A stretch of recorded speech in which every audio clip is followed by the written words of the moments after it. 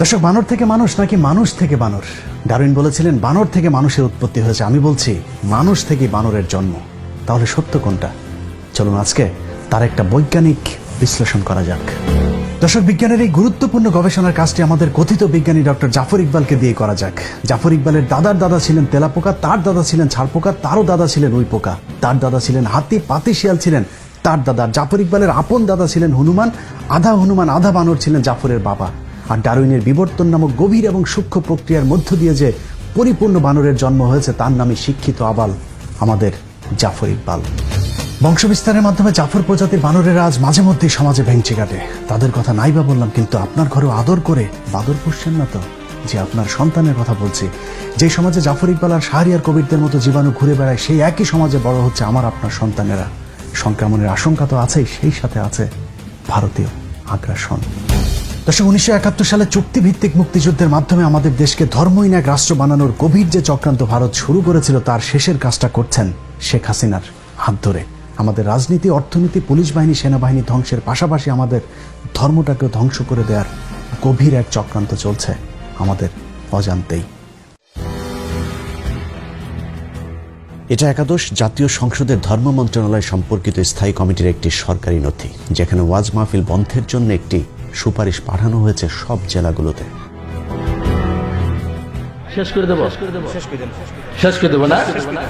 সব জেলাতে সুপারিশ পালিত না হলেও যেসব জেলাতে উগ্রপন্থী ভারতীয় দালালেরা প্রশাসনে আছেন, সেখানে ঠিকই বাস্তবায়িত হয়েছে।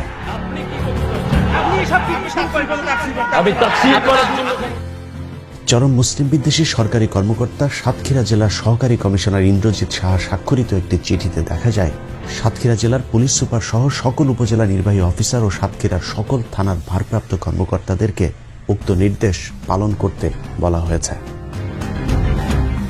তাহাজ্জুদি প্রধানমন্ত্রীর দেশের ধর্ম মন্ত্রণালয়ের এমন সিদ্ধান্তের অজুহাত হিসেবে শব্দ দূষণকে দাঁড় করানো হলেও চিঠিতে সুনির্দিষ্টভাবে শুধুমাত্র ওয়াজ মাহফিলে মাইক বাজানোর ব্যাপারে আপত্তি তোলা হয়েছে। এখন প্রশ্ন হলো, শব্দ দূষণ কি শুধুই ওয়াজ মাহফিলের মাইক থেকেই হয়?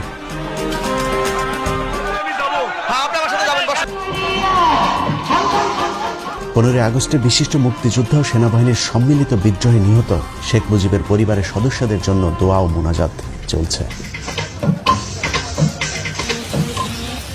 যাই হোক, আওয়ামী লীগের ধর্ম আলাদা, তাদের নবীও আলাদা। যৌক্তিক কারণে তাদের মোনাজাতের ধরন আলাদা হবে, সেটাই স্বাভাবিক। কিন্তু সমস্যা হলো, এখানেও তো উচ্চ শব্দে মাইক বাজানো হয়েছে, সেটা নিয়ে তো কোনো সমস্যা হয়নি।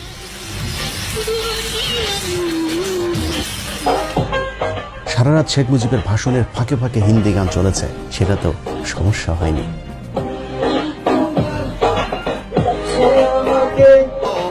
সমস্যা হয়নি বাংলাদেশের ভেতরে ভারতীয় জাতীয় সঙ্গীত বাজানোতেও। যত সমস্যা বেঁধেছে শীতের কয়টা দিন আল্লাহর কোরআনের মাহফিলকে কেন্দ্র করে।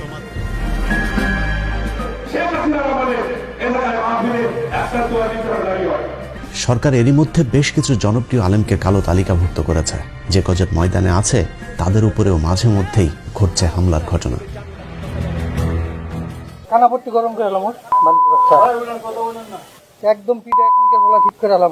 মাঠে ময়দানে কোরআনের আলোচনার পাশাপাশি মসজিদগুলোতেও হামলা শুরু করেছে নব্য ভারতীয় রাজাকার আওয়ামী সন্ত্রাসীরা।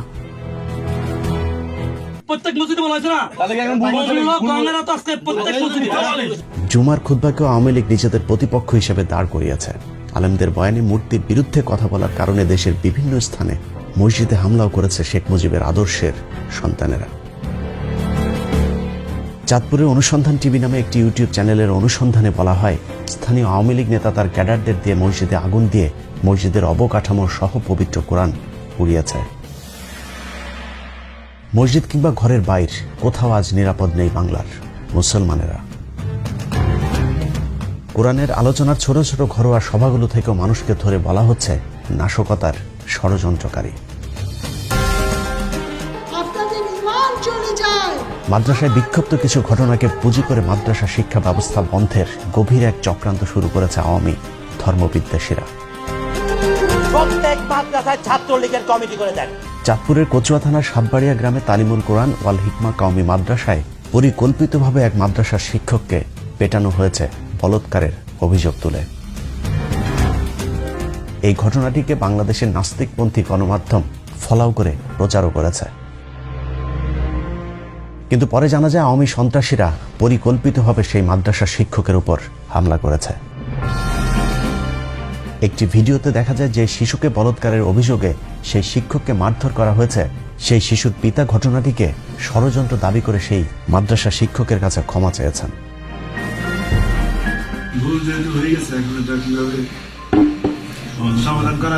এসব সাজানো নাটককে গণমাধ্যম ফলাও করে প্রচার করলেও ঘটনার ভেতরের ঘটনা যখন ফাঁস হয় তখন গণমাধ্যম চুপ থাকে। এভাবে আয়ামে জাহিলিয়াতের চাইতে ভয়ঙ্কর হয়ে উঠেছে গত 1 বছরের আওয়ামী জাহিলিয়াতের যুগ। দর্শক, এসব তো আমাদের চোখের সামনেই ঘটছে, এর বাইরেও এমন অনেক কিছুই ঘটছে যার কোনো কিছুই আমরা জানি না। না জানার কারণে অজানা এক অন্ধকারের দিকে ধাবিত হচ্ছে আমরা, আমাদের দেশ, ধর্ম, সেই সাথে আমাদের ভবিষ্যৎ প্রজন্ম। বাংলাদেশ থেকে ইসলামকে ধ্বংস করে দেওয়ার চক্রান্তের অংশ হিসেবে বাংলাদেশের শিক্ষা ব্যবস্থায় নাস্তিক্যবাদ প্রতিষ্ঠার লক্ষ্যে 2013 সালে প্রফেসর মোহাম্মদ মোস্তফা কামাল উদ্দিনকে সরিয়ে ভারতীয় এজেন্ট নারায়ণচন্দ্র সাহাকে জাতীয় শিক্ষাক্রম ও পাঠ্যপুস্তক বোর্ডের চেয়ারম্যান নিযুক্ত করা হয়। আর বোর্ডের সম্পাদনার দায়িত্বে আছেন ডাক্তার সৌমিত্র চক্রবর্তী, তার সাথে আছেন মেড ইন ইন্ডিয়ান মাল জাফর ইকবাল। ভারতীয় 3 দালাল মিলেই বাংলাদেশের শিক্ষার্থীদের চরম কৌশলে মগজ ধুলাই করে ইসলাম বিদ্বেষী বানানোর এজেন্ডা বাস্তবায়ন শুরু করেছে। শিক্ষার নামে কুশিক্ষা দিয়ে কিভাবে শিক্ষার্থীদের মগজ ধুলাই করা হচ্ছে সেটা একটু দেখা যাক। 2014 সাল থেকে নবম দশম শ্রেণীর সাধারণ বিজ্ঞান, জীববিজ্ঞান থেকে শুরু করে একাদশ, দ্বাদশ, অনার্স পর্যন্ত নতুন একটি অধ্যায় চালু করা হয়েছে, যে অধ্যায়ে ডারউইনের বিবর্তনবাদ শিক্ষা দেওয়া হচ্ছে। এই অধ্যায়ের মূল বিষয় হলো মানুষ একসময় বানর, শিম্পাঞ্জি থেকে বনমানুষ হয়ে তারপর সেখান থেকে আধুনিক মানুষে রূপ নিয়েছে। এই আজগুবি কথা আমরা দীর্ঘদিন ধরে শুনে আসলেও এবার কৌশলে সেটাকে বৈজ্ঞানিক সত্য হিসেবে প্রতিষ্ঠিত করবার চেষ্টা চলছে। নবম দশম শ্রেণীর সাধারণ বিজ্ঞান বইয়ের 100 নম্বর পৃষ্ঠায় পৃথিবী উৎপত্তির এক কাল্পনিক ধারণা দেওয়া হয়েছে। সেই পৃষ্ঠায় বলা হয়েছে খ্রিস্টপূর্ব 4র্থ শতাব্দীতে গ্রিক দার্শনিক অ্যারিস্টটল প্রমাণ করেন যে জীবজগতের বিভিন্ন জীবের ভেতর এক শ্রেণীর জীব অন্য শ্রেণীর জীব হতে অপেক্ষাকৃত উন্নত এবং জীবগুলো তাদের পূর্বপুরুষ থেকে উৎপত্তি লাভ করে বিবর্তন বা অভিব্যক্তির মাধ্যমে ক্রমাগত পরিবর্তিত ও রূপান্তরিত হয়ে বর্তমান রূপ ধারণ করেছে। বিবর্তন একটি মন্থর এবং চলমান প্রক্রিয়া এবং এই প্রক্রিয়ার মাধ্যমে গঠনগত সরল জীবন থেকে জটিল জীবনের উৎপত্তি ঘটেছে। বইয়ের 101 নম্বর পৃষ্ঠায় উল্কা পিণ্ড থেকে তারপর তাপ বিকিরণের মধ্য দিয়ে মেঘ, তারপর সমুদ্র, সেখান থেকে প্রাণী উদ্ভিদ জগতের আজগুবি উদ্ভবের এক বর্ণনা দেওয়া হয়েছে। কিন্তু সমুদ্রের পানি থেকে কিভাবে মানুষ ও প্রাণী জগৎ, উদ্ভিদ জগতের জন্ম হলো তার বৈজ্ঞানিক কোনো ব্যাখ্যা নেই তাদের তত্ত্বে। বইয়ের পরের পৃষ্ঠা অর্থাৎ 101 নম্বর পৃষ্ঠায় উল্কা পিণ্ড থেকে জন্ম নেওয়া পৃথিবীতে কিভাবে মানুষের জন্ম হলো সেটারও এক অদ্ভুত চিত্র আঁকা হয়েছে। সেখানে দেখানো হয়েছে carbon dioxide, nitrogen, hydrogen, methane, ammonia, জলীয় বাষ্প, অ্যামাইনো অ্যাসিড, সেখান থেকে নিউক্লিক অ্যাসিড, প্রোটিন, নিউক্লিয় প্রোটিন, প্রোটোভাইরাস, ভাইরাস, ব্যাকটেরিয়া, সেখান থেকে প্রোটোজোয়া, তারপর বহুকোষী জীব, আর সেখান থেকেই উদ্ভিদ আর প্রাণীর জন্ম হয়েছে। বিবর্তনবাদের পক্ষে যুক্তি দেখাতে গিয়ে বইয়ের 103 নম্বর পৃষ্ঠায় কয়েকটি পশু পাখির সাথে মানুষের অস্থির তুলনা করে বলা হয়েছে বিবর্তনের মাধ্যমে এদের আকৃতির পরিবর্তন ঘটলেও এরা সবই এক জাত। কথিত বিবর্তনবাদের মাধ্যমে যে বিষয়টি শিক্ষার্থীদের শেখানোর চেষ্টা করা হচ্ছে তা হলো বানর কিংবা শিম্পাঞ্জি থেকে মানুষের জন্ম হয়েছে। প্রসঙ্গতই শিক্ষার্থীদের মনে প্রশ্ন আসতে পারে, তাহলে বানর বা শিম্পাঞ্জির মতো মানুষের লেজ কেন নেই? সে বিষয়টি পরিষ্কার করতে বইয়ের 104 নম্বর পৃষ্ঠায় একটি চিত্র এঁকে বোঝানো হয়েছে বাহ্যিকভাবে মানুষের লেজ না থাকলেও মেরুদণ্ডের শেষ প্রান্তে কক্সিক্স নামক একটি অঙ্গ বা লেজ আছে। জাফর ইকবাল, শাহরিয়ার কবির, মুনতাসির মামুনদের প্যান্ট খুলে চেক করলে হয়তো সেটার অংশবিশেষ পেলে পাওয়াও যেতে পারে। কোমলমতি শিক্ষার্থীদের কত বড় ডাহা মিথ্যা শিক্ষা দেওয়া হচ্ছে তার প্রমাণ বইয়ের 112 নম্বর পৃষ্ঠায়, যেখানে বলা হয়েছে পৃথিবীর সকল বিজ্ঞানীদের নিয়ে নাকি একটি জরিপ করা হয়েছিল। সেই জরিপে বিজ্ঞানীদের প্রশ্ন করা হয়েছিল পৃথিবীর এই পর্যন্ত যত বৈজ্ঞানিক তত্ত্ব বের হয়েছে তার মধ্যে সর্বশ্রেষ্ঠ তত্ত্ব কোনটি। সব বিজ্ঞানী নাকি বলেছেন সর্বশ্রেষ্ঠ তত্ত্ব ডারউইনের বিবর্তন তত্ত্ব।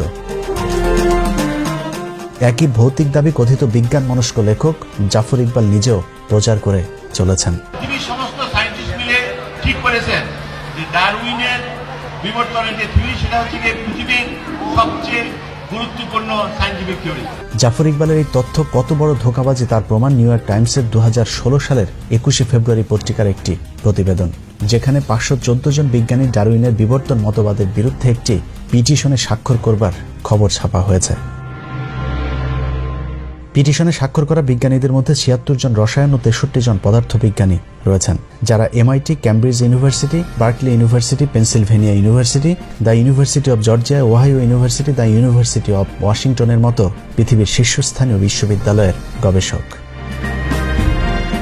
একাদশ দ্বাদশ শ্রেণী জীববিজ্ঞান বইয়ের সবচেয়ে ডাহা মিথ্যা তথ্যটি 278 নম্বর পৃষ্ঠায়, যেখানে বলা হয়েছে বিবর্তন যে শুধু প্রাকৃতির কোলেই ঘটে তা নয়, গবেষণাগারে পরীক্ষামূলকভাবে নাকি বিবর্তন ঘটানো সম্ভব হয়েছে, আর এটিকেই তারা বলছে বিবর্তনের বাস্তবতার প্রমাণ।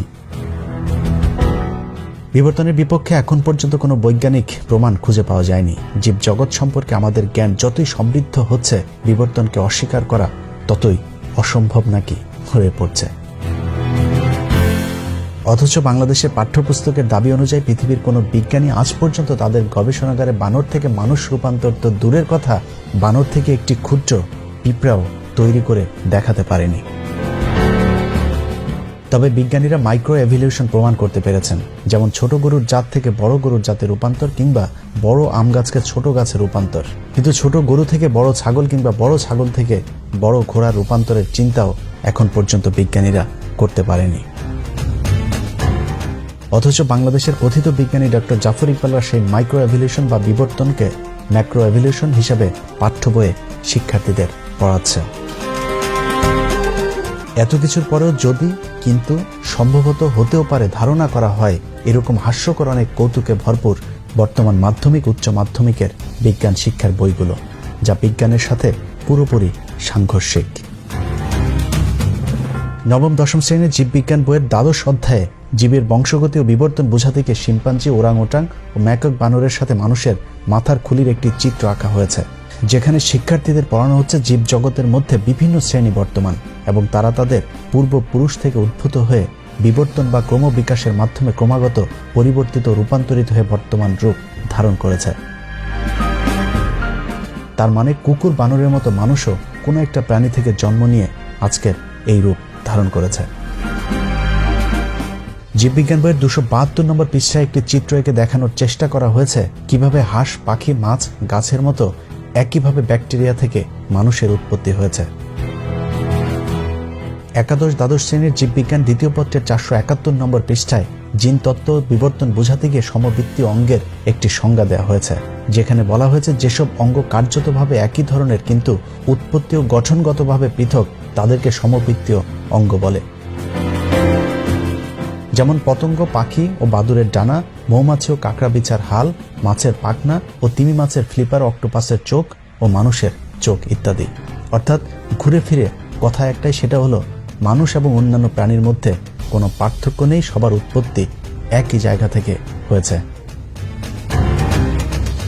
একই পৃষ্ঠায় বলা হয়েছে মানুষের দেহে 100টি নিষ্ক্রিয় অঙ্গ আছে, যেগুলো নাকি মানুষের পূর্বপুরুষদের ক্ষেত্রে সক্রিয় ছিল, এখন তা নিষ্ক্রিয় এবং বিবর্তনের সাথে সাথে কোনো এক সময় সেগুলো বিলুপ্ত হতেও পারে। অথচ আধুনিক চিকিৎসা বিজ্ঞানও আজ পর্যন্ত মানবদেহের কোনো অঙ্গকেই অপ্রয়োজনীয় মনে করার দাবি করেনি। বইয়ের 473 নম্বর পৃষ্ঠায় শরীরবৃত্তীয় প্রমাণের অধ্যায়ে একেবারে বৈজ্ঞানিকভাবে প্রমাণ করা হয়েছে মানুষের আদি পিতা বানর। নারায়ণচন্দ্র আর জাফর ইকবালেরা তাদের বইতে লিখেছেন, বানর, নরবানর ও মানুষের শরীরে ট্রিপসিন পরীক্ষা করলে দেখা যায় এদের রাসায়নিক উপাদান ও কর্মপদ্ধতি একই রকম।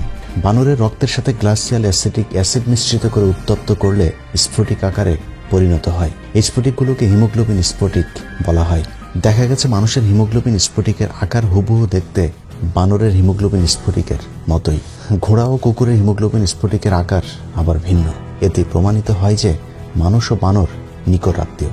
বানরের পূর্বপুরুষ থেকে ক্রমবিকাশের মাধ্যমে মানুষের সৃষ্টি হয়েছে, তার মানে মানুষের আদি পিতা বানর। ডিগ্রি দ্বিতীয় বর্ষের প্রাণীবিজ্ঞানে ল্যামার্কিজম ও ডারউইনবাদের পূর্ণাঙ্গ আলোচনা করা হয়েছে। এ অধ্যায় বিবর্তনের মাইক্রো, ম্যাক্রো ও মেগা এই 3টি ধাপ সংযোজন করা হয়েছে। এ অধ্যায়ে গ্রেগরির মানুষ উদ্ভাবনের তত্ত্বটি আলোচনা করা হয়েছে, যেখানে বলা হয়েছে মানুষ যে বংশ থেকে উৎপন্ন হয়েছে তা সম্ভবত ছিল বড় মস্তিষ্ক বিশিষ্ট অ্যানথ্রোপয়েড বা নরবানর। এরা দেখতে অনেকটা শিম্পাঞ্জি ও গেরিলা দলের মতো ছিল, অর্থাৎ এখানেও বানর, গেরিলা, শিম্পাঞ্জি থেকে মানুষের উদ্ভবের কথা বলা হয়েছে। মানুষের আগের জাতের চেয়ে বর্তমান জাতের মাঝে কিছু পরিবর্তন বা বিবর্তনের কথা বলা হয়েছে। সেগুলি হলো, আগে মানুষ খাড়া হয়ে চলতে পারত না, হাত পা লম্বায় সমান ছিল, অর্থাৎ মানুষ ও বানরের মতোই 4 হাত পায়ে ভর দিয়ে হাঁটত। চেয়াল ও দাঁতের আকার এখনকার চেয়ে অনেক বড় ছিল। থুতনি, করোটা ও মস্তিষ্কের আকৃতিরও পরিবর্তনের কথা উল্লেখ করা হয়েছে এই অধ্যায়টিতে। অনার্স 2য় বর্ষের সমাজবিজ্ঞান বইটি পড়লে স্পষ্ট হয়ে যাবে ডারউইন ও তার অনুসারীদের মূল উদ্দেশ্যই হল পৃথিবীকে ধর্মহীন করা। বইটির 269 থেকে 278 পৃষ্ঠাগুলোতে ধর্মের সংজ্ঞা ও উৎপত্তি বর্ণনা করতে গিয়ে সরাসরি ধর্মকে আক্রমণ করা হয়েছে। কার্ল মার্কসের তত্ত্বটিও এখানে সংযোজন করা হয়েছে, যেখানে ধর্মকে মিথ্যা ধারণা হিসেবে উল্লেখ করে বলা হয়েছে ধর্মই নাকি মানুষকে তন্দ্রাবিষ্ট করে রাখে বা ঘুম পাড়িয়ে রাখে। পৃথিবীর কোনো ধর্মই মানুষকে খারাপ হতে কিংবা অন্য ধর্মের মানুষের উপর হামলা করতে শেখায় না, বরং ভালোবাসতে শেখায়। প্রথম বিশ্বযুদ্ধ, দ্বিতীয় বিশ্বযুদ্ধ কিংবা পৃথিবীতে ঘটে যাওয়া কোনো বড় যুদ্ধই ধর্মের কারণে হয়নি, বরং ধর্মীয় বিধান মানলে সেসব যুদ্ধগুলো হয়তো এড়ানো যেত।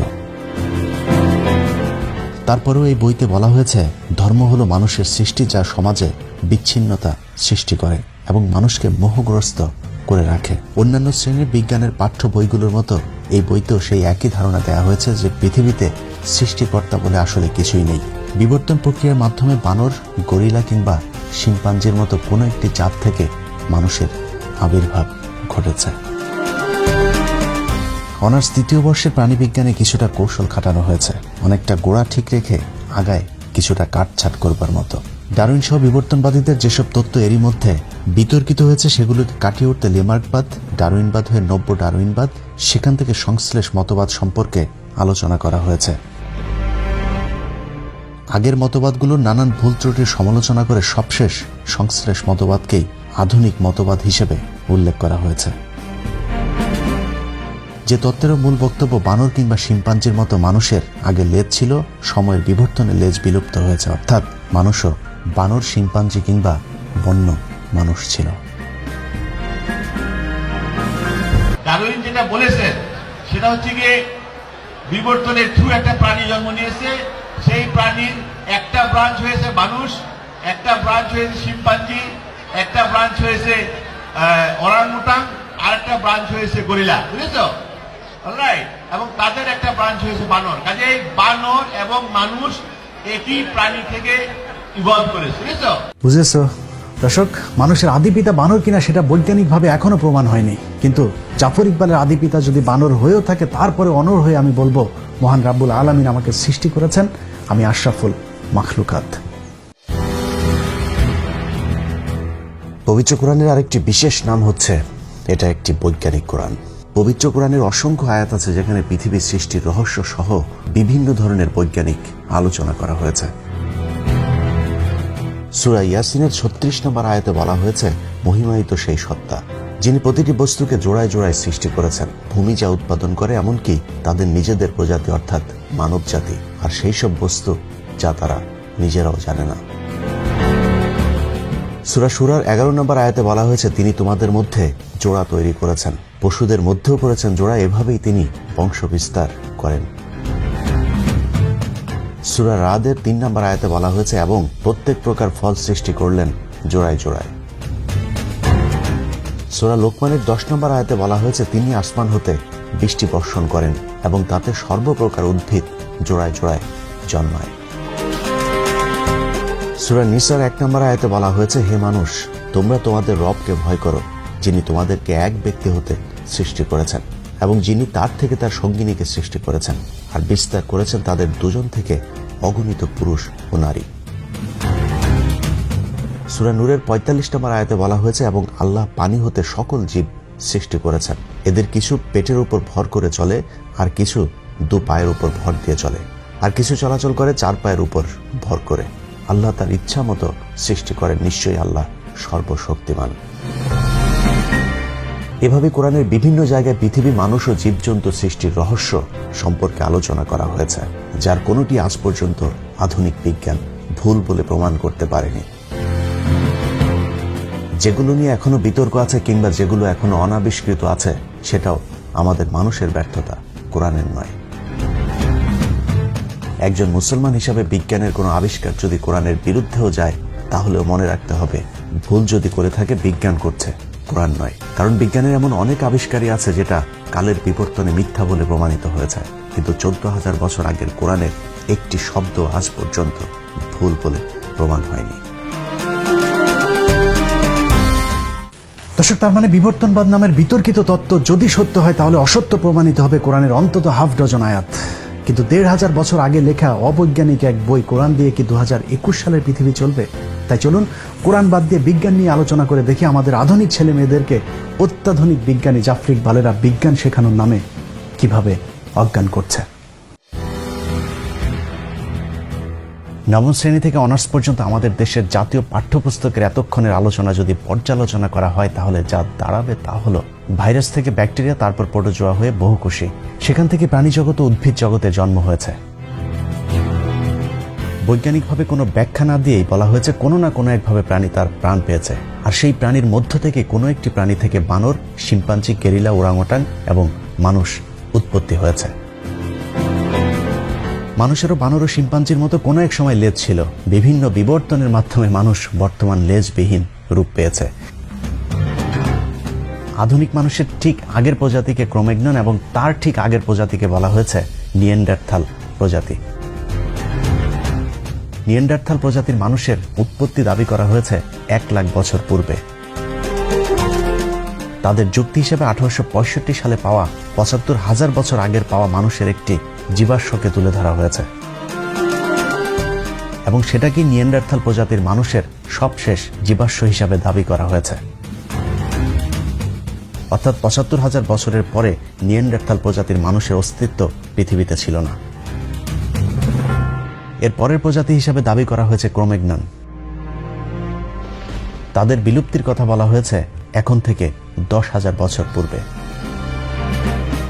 অর্থাৎ 75,000 বছর থেকে 10,000 বছরের মাঝামাঝি কোনো একটা সময় আধুনিক মানুষের উৎপত্তি হয়েছে। সেটা হতে পারে 75,000 বছর আগে, হতে পারে 10,000 বছরের ঠিক আগে। তাদের সেই দাবি অনুযায়ী আধুনিক মানুষের বয়স হয়তো 30,000 বছর আগের। এবার দেখা যাক তাদের সেই যুক্তি কতটা সত্যি। 2018 সালের জানুয়ারি 26 তারিখে ইউএস জার্নালের এক প্রবন্ধে 1,74,000 থেকে 1,88,000 বছরের পুরাতন মানুষের একটি জীবাশ্ম আবিষ্কারের কথা বলা হয়েছে। 2017 সালের জুনের 10 তারিখে স্টিফেন অ্যান্ডারসন তার এক প্রবন্ধে লিখেছেন, 3 lakh years old human fossil found in Morocco challenge our understanding of evolution. অর্থাৎ 3 লাখ বছর আগে পাওয়া মানুষের দেহের ধ্বংসাবশেষ বর্তমান বিবর্তনবাদীদেরকে চ্যালেঞ্জ ছুড়ে দিয়েছে। নিউ চায়না 2019 সালের জানুয়ারির 2 তারিখে একটি রিপোর্ট প্রকাশ করেছে, যেখানে 90 বছর আগের মানুষের একটি দেহাবশেষের ছবি দেয়া হয়েছে। এভাবে একের পর এক আধুনিক মানুষের জীবাশ্মের আবিষ্কার বিবর্তনবাদীদের 10,000 থেকে 75,000 বছরের মধ্যে আধুনিক মানুষের উৎপত্তি এমন ধারণাকে লণ্ডভণ্ড করে দিচ্ছে। এর বাইরেও ডারউইনবাদীরা বিবর্তনের যে কটি মূল যুক্তি দাঁড় করিয়েছে, তার সবকটি বৈজ্ঞানিকভাবে মিথ্যা প্রমাণিত হয়েছে। বিবর্তনবাদীদের সবচেয়ে প্রধান দাবিটির মূল উপড়ে দিয়েছেন কেভিন অ্যান্ডারসন।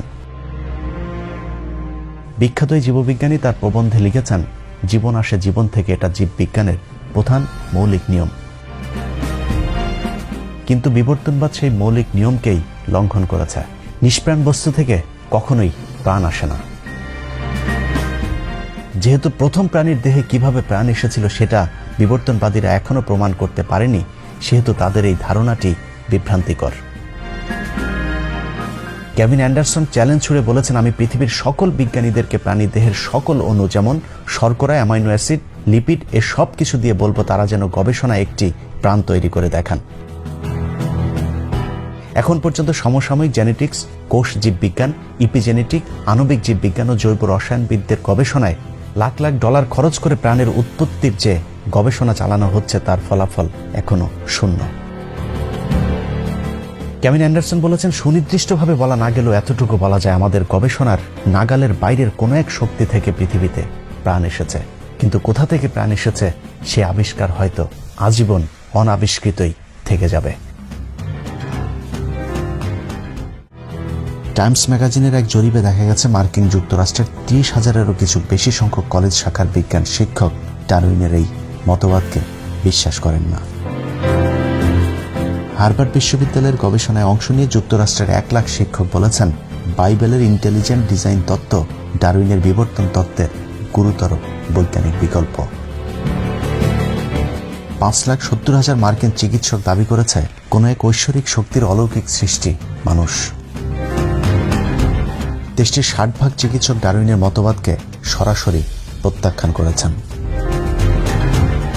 1997 সালে নিউ ইয়র্ক টাইমসের এক সংবাদে বলা হয়েছিল, পৃথিবীর 2.5 মিলিয়ন বিজ্ঞানী ও প্রকৌশলী সৃষ্টিকর্তায় বিশ্বাস করেন, যা ছিল পৃথিবীর ওই সময়ের মোট বিজ্ঞানী ও প্রকৌশলীর 40%। 2017 সালে এই সংখ্যা দাঁড়ায় 6.2 মিলিয়ন। তারা মনে করেন সৃষ্টিকর্তার অস্তিত্ব ও ডারউইনের মতবাদ একসাথে চলতে পারে না, অর্থাৎ সৃষ্টিকর্তায় বিশ্বাসী বিজ্ঞানীদের সংখ্যা দিনকে দিন বেড়েই চলেছে। ডারউইনের আগেও পরে অনেক বিজ্ঞানী যাদেরকে পদার্থবিজ্ঞানের জনক বলা হয় তাদের বেশিরভাগই স্রষ্টায় বিশ্বাস করেন এবং তারা প্রাকৃতিকভাবে মানুষের উৎপত্তির এই তত্ত্ব অস্বীকার করেছেন, যাদের মধ্যে উল্লেখযোগ্য Copernicus, Bacon, Kepler, Galileo, Harvey, Boyle, Huygens, Newton, Linnaeus, Cuvier, Dalton, Faraday, Pasteur, জোলি, ক্যালভিন, লেসার অ্যান্ড কার্ভার। অক্সফোর্ডের জেনেটিক্স ডিপার্টমেন্টাল অব পলিশ একাডেমির বিজ্ঞানী ম্যাসিস গ্যারটিক বলেছেন, মার্ক্সবাদী ক্যাথলিক দার্শনিকেরা ডারউইনবাদকে রক্ষা করার মিশনে নেমেছে। প্ল্যান্ট জেনেটিস্ট জন স্যানফোর্ড বলেছেন, ডারউইনের বিবর্তনবাদ কোনো বিজ্ঞান নয়, এটা একটা রাজনৈতিক দর্শন। অতি সম্প্রতি অক্সফোর্ডের জীববিজ্ঞানের অধ্যাপক ডক্টর ড্যানিশ নোবেল কাটছাঁট করা নব্য ডারউইনবাদকেও অস্বীকার করেছেন। যুক্তরাষ্ট্রের ডালাসে দ্য ইনস্টিটিউট ফর ক্রিয়েশন রিসার্চের বিজ্ঞানীরা ডারউইনবাদের মতবাদকে নাস্তিক তৈরির তত্ত্ব হিসাবে আখ্যা দিয়েছেন। তাদের মতেও এটি একটি রাজনৈতিক মতবাদ, যা মানুষকে ধর্মহীন করে যৌনতা, সমকামিতা সহ নানা অপরাধের দিকে ধাবিত করছে। ধর্মের নানান ভালো বিধিনিষেধ আছে, কিন্তু নাস্তিকবাদের মধ্যে সমাজকে ভালো কিছুই দেয়ার নেই। কিন্তু বর্তমান পৃথিবীতে বৈজ্ঞানিকভাবে এগিয়ে থাকা প্রতিটি দেশ ডারউইনের মিথ্যাই বিবর্তনবাদকে তাদের পাঠ্য তালিকা থেকে বাদ দিয়ে দিয়েছে। খোদ মার্কিন যুক্তরাষ্ট্রের ফ্লোরিডা, ইলিয়ন, কানেকটিভ, মিসিসিপি, ওকাহামা এই 5টি অঙ্গরাজ্যে বিবর্তনবাদকে 2004 সাল থেকে তাদের পাঠ্য বইয়ে নিষিদ্ধ করেছে। আরও 3টি অঙ্গরাজ্যে বিবর্তনবাদের বিরুদ্ধে মামলা আদালতে চলমান। বর্তমান পৃথিবীকে জ্ঞানবিজ্ঞানে নেতৃত্ব দেয় ইহুদিদের দেশ ইসরায়েলে বিবর্তনবাদ সংশোধন করা হয়েছে। বিজ্ঞানে এগিয়ে যাওয়া আরেক দেশ তুরস্কে বিবর্তনবাদ পড়ানো একেবারে নিষিদ্ধ। প্রেসিডেন্ট এরদোয়ান বলেছেন, এসব মিথ্যা তত্ত্ব শিক্ষা দেওয়ার পরিবর্তে আমাদের শিশুদের প্রয়োজনীয় বিজ্ঞান শিক্ষা দেওয়া উচিত। দক্ষিণ কোরিয়া সেদেশে বিবর্তনবাদ সিদ্ধান্তের চূড়ান্ত অনুমোদন উপস্থাপন করেছেন। রোমানিয়া 2006 সাল থেকে রাষ্ট্রীয়ভাবে সেদেশে বিবর্তনবাদ পড়ানো নিষিদ্ধ ঘোষণা করেছে। এছাড়াও সৌদি আরবেও বিবর্তনবাদ শিক্ষা দেয়া নিষিদ্ধ। নারায়ণচন্দ্র সাহা, জাফর ইকবালদের আদি পিতার দেশ ভারতে বিবর্তনবাদ শিক্ষা বাতিলের দাবি করেছে সেদেশের বর্তমান জুনিয়র শিক্ষামন্ত্রী সত্যপাল। এনডিটিভির বরাত দিয়ে সমকাল পত্রিকা 2018 সালের 22 জানুয়ারি একটি খবর ছেপেছে। সেই খবরে প্রকৃতি বিজ্ঞানী চার্লস রবার্ট ডারউইনের বিবর্তনবাদ তত্ত্ব বৈজ্ঞানিকভাবে ভুল দাবি করেছেন সত্যপাল সিং। তাই স্কুল কলেজের টেক্সট বুক থেকে সেই সূত্রটি সরানো প্রয়োজন বলে মন্তব্য করেছেন এই প্রভাবশালী মন্ত্রী। আমাদের স্কুল কলেজের টেক্সট বুক থেকে এই সূত্রটি সরানো প্রয়োজন মন্তব্য করে তিনি আরো বলেন, আমাদের পূর্বপুরুষেরা কোথাও উল্লেখ করেননি যে তারা একটি বন্য মানুষকে মনুষ্য সন্তানের রূপান্তর হতে দেখেছে। দর্শক, বিজ্ঞানের নামে মিথ্যা তথ্য দিয়ে যে অসত্য তথ্য আমাদের শিশুদেরকে শেখানো হচ্ছে, তাদের দেখানো পথে যদি ভবিষ্যৎ প্রজন্ম চলতে থাকে তাহলে বলতেই হয় আগামী 10 বছরের মধ্যে এদেশের ধর্মের প্রতি বিশ্বাস করা মানুষ খুঁজে পাওয়া অবিশ্বাস্য হয়ে যাবে। প্রিয় দর্শক, এসব থেকে বাঁচার জন্য আমাদের সকলের সম্মিলিত প্রচেষ্টা প্রয়োজন। আমি আমার জায়গা থেকে বিবর্তনবাদের মাধ্যমে কিভাবে মানুষকে নাস্তিকতার দিকে ঠেলে দেওয়া হচ্ছে সেটা বোঝানোর চেষ্টা করেছে। কতটুকু পারলাম জানি না, যদি পেরেও থাকি তারপরেও আমার মতো ক্ষুদ্র একজন মানুষের 15 মিনিটের বৈজ্ঞানিক অনুসন্ধান এদেশের পাঠ্যপুস্তক থেকে বিবর্তনবাদের পরিবর্তন করতে পারবে না। তারপরেও কেন কথা বলি জানেন? হাজার দুঃস্বপ্নের মাঝে স্বপ্ন দেখিয়ে দেশের অচেতন মানুষগুলো একটু যদি সচেতন হয়।